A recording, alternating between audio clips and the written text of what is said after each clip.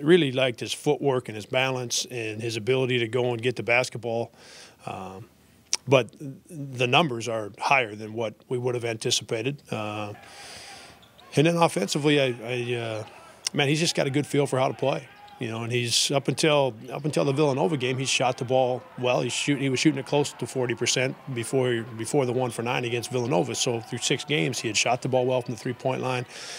He'd scored it a little bit around the basket, and he's made some really good passes. Very simple passes, but some really good passes, dropping it off to some guys inside for easy baskets. And he's got a well-rounded game. And like I said when we started, just a quiet confidence.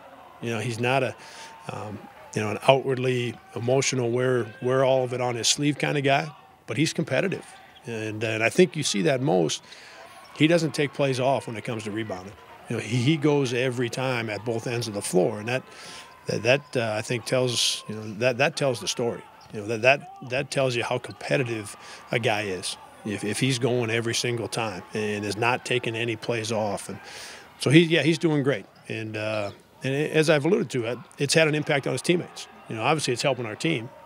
Our rebounding has been one of the biggest changes. Well, it's been the biggest change from last year to this year, and he's a big part of that because of his numbers, but also as I've touched on, that puts some pressure on the other guys.